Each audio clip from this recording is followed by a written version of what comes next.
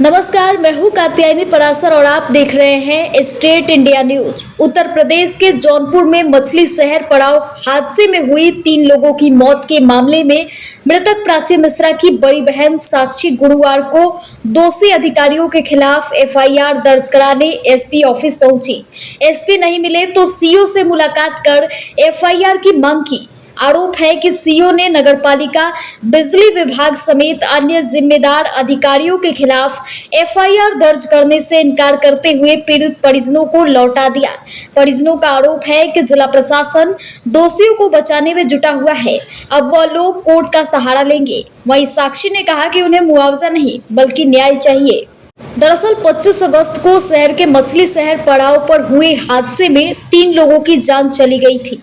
Beauty parlour सीखकर घर जा रही 22 वर्षीय मियापुर निवासी साक्षी मिश्रा खुले नाले में गिर गई, जिसे बचाने गए समीर और ई रिक्शा चालक शिवा मौत भी काल के गाल में समा गए। शिवा की करंट की चपेट में आने से तुरंत मौत हो गई थी, जबकि प्राची और समीर का शव सीवर लाइन से होते हुए 1.5 किलोमीटर दूर नाले में बह गया था।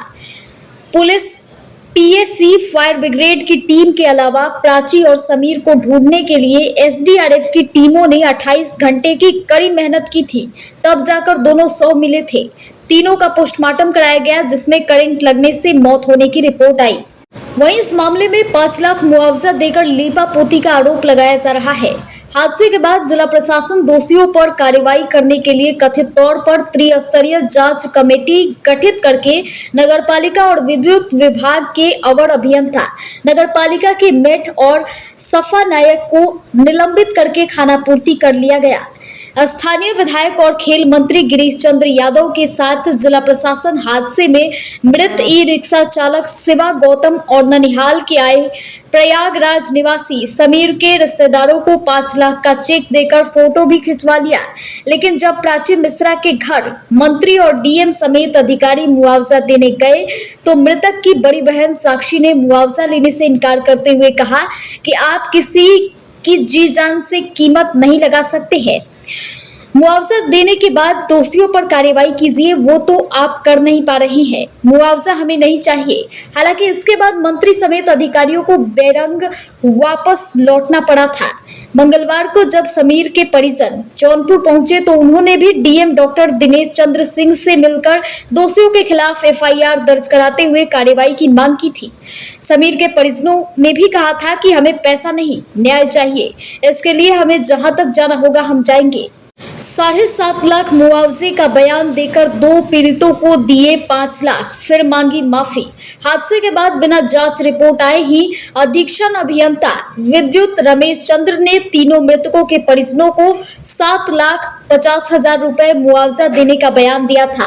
हालांकि खेल मंत्री के द्वारा जिला प्रशासन ने समीर और शिवा के परिजनों को 5-5 लाख रुपए की आर्थिक सहायता का चेक देकर फोटो खिंचवाया। मुआवजे के मरहम में 2.5 लाख की इस झोल को लेकर जब सोशल मीडिया पर लोगों ने ट्रोल किया किसी को, तो बुधवार को अधीक्षण अभियंता ने मानवीय भूल बताकर माफी मांग ली और बताया कि 7.5 लाख रुपए की सहायता विद्युत विभाग के कर्मचारियों को केवल दी जाती है। इस मामले को लेकर एफआईआर दर्ज करने पहुंची साक्षी। गुरुवार को मृतक प्राची की बड़ी बहन अपनी मौसी निभा समेत अन्य लोगों के साथ जौनपुर के पुलिस अधीक्षक कार्यालय पहुंची। एसपी नहीं मिले तो क्षेत्राधिकारी सिटी देवेश कुमार सिंह से उनकी मुलाकात हुई। आरोप है कि जब साक्षी ने 3 मौत के दोषी अधिकारियों पर एफआईआर दर्ज कराने के लिए क्षेत्राधिकारी को तहरीर दिया तो उन्होंने नहीं लिया। क्षेत्राधिकारी के यह कहकर लौटा दिया गया कि अभी जांच चल रही है, रिपोर्ट आने से पहले वह कुछ नहीं कर सकते। इस पर साक्षी ने क्षेत्राधिकारी से ऐसा सवाल किया कि उनकी बोलती बंद हो गई। मृतक की बहन ने कहा कि जब अभी तक जांच पूरी नहीं हुई है तो मेड, सफाई कर्मी समेत 4 लोगों को निलंबित आखिर कैसे कर दिया गया। हालांकि क्षेत्राधिकारी ने उन्हें डीएम के पास जाने की बात कहकर वहां से लौटा दिया। जौनपुर में विभागीय लापरवाही से हुई 3 मौत पर दोषी अधिकारियों के खिलाफ कार्रवाई न करने पर मृतक प्राची की बहन साक्षी ने कहा कि जिला प्रशासन दोषियों को बचाने के लिए लिपापोती में जुट गया है। हादसे के इतने दिन बीतने के बावजूद कोई अधिकारी कार्रवाई के संबंध में स्पष्ट जानकारी नहीं दे पा रहा है। उन्होंने कहा कि वह तीनों मृतकों के दोषियों को सजा दिलाने के लिए अब न्यायालय का सहारा लेंगी। वहीं आपको बता दें कि जौनपुर में खुले नाले में गिरने से 3 लोगों की मौत के बावजूद जिला प्रशासन कोई अभी तक कार्रवाई नहीं किया है। अभी भी नाले खुले हुए हैं और आए दिन सड़कें धंस जा रही हैं। लोग नालियों में गिरकर चोटिल हो जा रहे हैं, यहाँ तक कि उनकी मौत भी हो जा रही है। लेकिन इस सब के बावजूद जिले के जिम्मेदार अधिकारी मूक दर्शक बनकर शायद अगले किसी बड़े हादसे का इंतजार कर रहे हैं।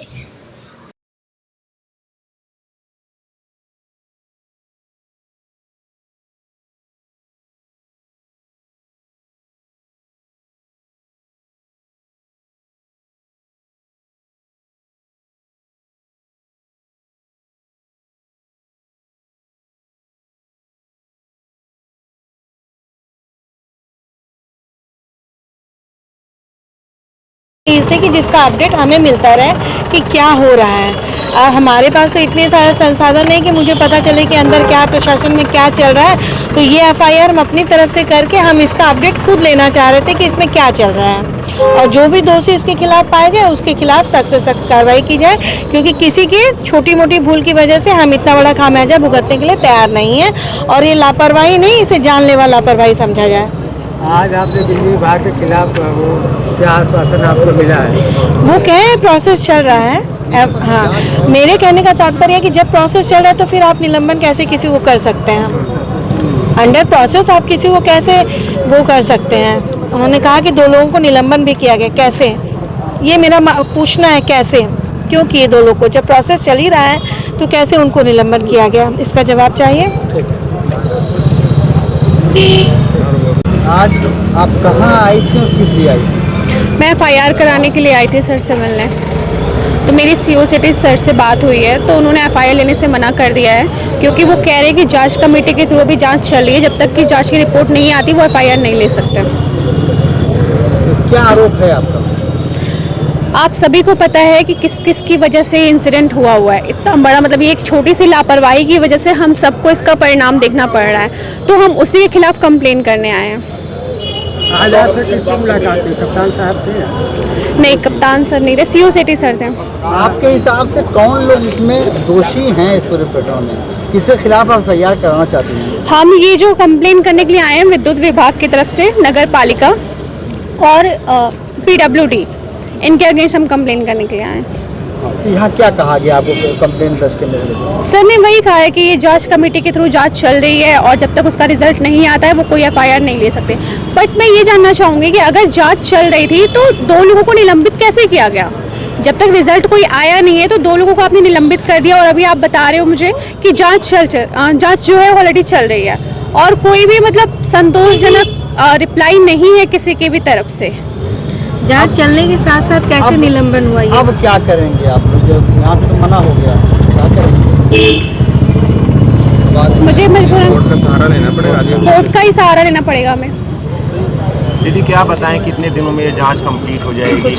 कुछ नहीं बताया उन्होंने ये बोला कि डीएम से सर से बात कीजिए, वो बता सकते हैं। क्योंकि पहले भी बोले थे कि 24 घंटे में इसकी जांच रिपोर्ट की आंखें पूरी हो जाएगी, तो उसमें किस आधार पर ये रिपोर्ट होगी थी? क्या उन्होंने बताया है? कुछ भी नहीं बताया, वो बस उन्होंने ये बताया कि ये जांच ऑलरेडी चल रही है। और अभी तक मैं बता तो रही हूँ ना, कुछ भी प्रॉपर इन्फॉर्मेशन कहीं से नहीं मिल पा रही है। 3 लोगों की जान चली गई एक छोटी सी लापरवाही की वजह से, और ये इस तरह से डील कर रहे हैं कि मैं क्या ही बताऊँ। टरका रहे हैं आप लोगों को क्या इस तरह से? लग तो ऐसा ही रहा है ना, आश्वासन पे आश्वासन दिया जा रहा है, कन्विंस करने की कोशिश कर रहे हैं। ठीक है, मैं समझ रही हूँ कि थोड़ा सा प्रोसेस लंबा हो सकता है, थोड़ा सा टाइम लगेगा इसमें, लेकिन आप हमें बताएंगे तो सही ना। हमने तो 3 दिन जिंदगी खो दी है ना, हम क्यों भुगत रहे हैं इन सब की सजा? हम क्यों ये सब फेस कर रहे हैं? हम क्यों कोर्ट कचहरी दौड़ रहे हैं? हमें ये सब क्यों देखना पड़ रहा है? एक छोटी मतलब इस पे कोई प्रॉपर एक्शन क्यों नहीं हो रहा अब तक? और हम एफआईआर करने आज पे आप कंप्लेन भी नहीं ले रहे हैं। जो मुआवजा देने के लिए गए थे, क्या आप नहीं, हमने मुआवजा लेने से मना किया है, क्योंकि आप इस चीज को मुआवजा दे के दबा नहीं सकते हैं। आप 3 जानों की कीमत नहीं लगा सकते हैं। दोषियों पे क्या कार्रवाई होनी चाहिए? जो भी विभागीय कार्रवाई रहेगी वही होगी, थोड़ा ना हम पर्सनल कोई हमारे कार्रवाई कहने से करा तो रहे हैं। होगा नहीं, जो भी आता होगा उनके उसमें प्रोसेस में वही होगा, बट उस पर एक्शन हो तो सही, स्टार्ट तो हो।